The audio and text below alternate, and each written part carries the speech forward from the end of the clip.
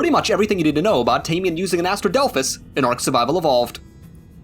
Astrodelphis can only be located within the center space biome of the ARK Genesis Part II DLC map.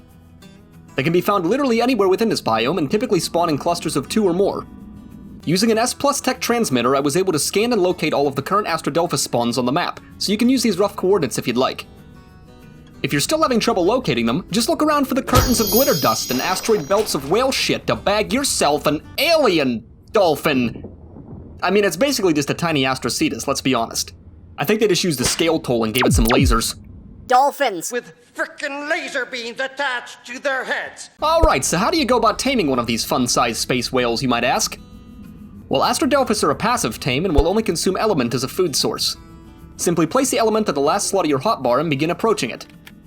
Astrodelphis are curious little creatures and will space swim over to you once you're close enough, prompting you to press E to pet it. You will have to pet the Astrodelphis twice before seeing the prompt to feed it. After each pet or feeding, it's gonna roll out! You'll have to try to keep up with it using your Federation exosuit's jetpack so you don't experience delays in between feedings. Like many other tames in ARK, the more times you feed it, the lower its taming effectiveness will be, and if you're too slow, it will lose effectiveness over time, so it's in your best interest to subsequently pet and feed the Astrodelphis as quickly as you can. Now, despite being fairly docile in nature, they will become aggressive towards you if you get too close, and will start violently ramming their little dolphin skulls into your sternum. While their headbutt only does 1 damage, it will send you flying through space and can become quite annoying after a while. If they begin shooting red jizz into the air, it means they've fully aggroed you and will begin attacking you persistently. If they headbutt you or become aggressive towards you when you're in the middle of taming them, it will reset all progress back to 0%, so it becomes a careful game of remaining close, but not too close. While it's perfectly viable to tame Astrodelphis in this manner that I've been showing you, it can be rather dangerous given some of the nasties in the area. Because of this, I would recommend one of the following methods to make your life a little easier. Method number 1 is to get close enough to the Astrodelphis that it begins following you so you can lure it into a trap you've constructed on a nearby asteroid. As for the trap itself, I would recommend something along the lines of a standard Argent trap, but a little bit longer in size to accommodate the Astrodelphis' length. It's a bit of a tight fit, and sometimes the Astrodelphis will aggro the structure, but it should break after a few seconds of attacking it. Once it's lured inside the trap, quickly close the front gate to trap it. Now you need to understand, once this thing is trapped, it's gonna be pissed! So your best option is to quickly leave render distance. When you fly back into render, the Astrodelphis should be calmed down enough and you can begin the taming process as normal. Method number 2 is to lure the Astrodelphis close to the surface of an asteroid and use a net projectile to incapacitate it. From here you can simply place structures around it to trap it, essentially not having to deal with the hassle of trying to get it inside of a structure. Another benefit of using this method is that you don't have to leave render distance once the net wears off, as it won't be aggressive towards the structure. Simply repeat the process of petting it and feeding it once it's free from the net projectile to begin the taming process. And finally, method number 3 is to use the Tech Skiff's tractor beam to hold the Astrodelphis in place while you passively pet it and feed it. This method is by far the safest and easiest of the 3, however Tech Skiffs come with a rather large cost, both in resources and requiring completion of the Corrupted Master Controller's boss battle. So once the Astrodelphis is fully tame, you'll have to have a saddle in order to ride it. The Astrodelphis saddle can be unlocked at level 120 using 60 engram points. Alternatively, you can loot Astrodelphis saddles randomly from supply drops throughout the map. The saddle consumes element as a fuel source and is necessary to unlock the Astrodelphis' full potential. The Astrodelphis consumes meat products as a food source once tamed. Astrodelphis can be bred like any other creature in ARK by choosing Enable Mating via the radial wheel menu. Alright, so let's dive into the controls and functionality of the Astrodelphis to showcase some of what it can do. The Astrodelphis features 2 modes of functionality. Its normal mode allows it to be more easily controlled and features omnidirectional movement. Its Starfighter mode features heavily increased movement speed and combative fighting mechanics. You can switch between each of these modes by pressing the control key. With this in mind, let's cover some of the basic controls. Pressing the left mouse button will perform a basic bite ability that does minimal damage. Tapping the left mouse button while in Starfighter mode will fire laser cannons that instantly hit the target you're looking at.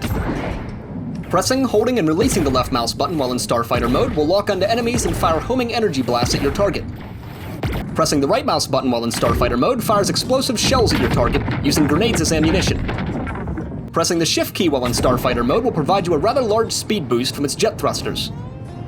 Looking down while boosting will further boost your descent, however dissipates if you look upwards. Pressing the spacebar while in Starfighter mode will perform an EMP burst ability. The wiki page suggests that this will stun tech creatures, but in all the testing I've performed, this is not the case. The only use I've found for this ability is to block the homing energy blasts of an enemy player's Astrodelphis. I want to give a quick shout out to a person in the channel's Discord server. As a fun fact, this ability is called chaff, which is similar terminology used in naval applications to distract radar-guided missiles from their targets. Using this ability underwater will perform an AoE sonar blast that reveals all nearby creature locations. Pressing the C key while in normal mode will cause you to descend. Pressing the C key while in Starfighter mode will perform a dogfighting style one-circle flow maneuver. Pressing the X key while in normal mode will cause you to ascend. Pressing the X key while in Starfighter mode will perform a 180-degree turn. Double tapping a strafe key while in Starfighter mode will perform evasive maneuvers! Surprise, motherfucker. Although it can kind of feel clunky and difficult to get used to. Double tapping the backwards key will bring you to a very slow crawl. Additionally, holding down the forward key with a strafe key and releasing it will give you a very short burst of speed in the direction you're facing. While rather weak and harmless on its own, the Astrodelphis becomes a beast of a tame with its full saddle functionality.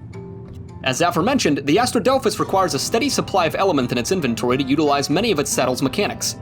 It also uses grenades as an ammo source for its explosive shells, similar to the Tropiognathus. Killing creatures with an Astrodelphis will cause their bodies to drop a glowing orb, which when flown into will grant a buff that provides a bonus to damage resistances, and movement speed for 60 seconds. Picking up an additional glowing orb while still under the effects of the first boost will provide a super boost, further buffing these attributes, but reducing the timer to 40 seconds instead of 60 seconds. Picking up subsequent orbs after this will refresh the timer to its full 40 seconds, and when this 40 seconds is up, you'll revert to the original set of lesser buffs for 60 seconds. The Astrodelphis has omnidirectional movement when not in its Starfighter mode. This means that it can freely move in all directions, similar to the Tapejara. They can be used as either an aerial mount or an aquatic mount, being quite versatile in either environment. They feature some pretty crazy movement speeds when their thrusters are engaged, easily reaching some of the fastest speeds in the game. They feature very high stamina pulls, average health and weight, and high DPS output overall. So with all these controls and functionality in mind, what is the Astrodelphis' main use? Aside from plunging me into the nightmare realm of thought trying to process how an extraterrestrial breeds with a whale. Well, given the Astrodelphis' high DPS output, dogfighting mechanics, crazy fast speeds, and high stamina pulls, they land within the realm of being a jack of all trades.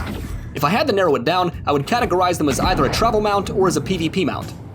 If a travel mount is what you're looking for, you want to invest mainly into health, stamina, and weight. As highlighted throughout the rest of this video, the Astrodelphis can make for an excellent travel companion given their omnidirectional movement, crazy high movement speed, and fairly high carry weight.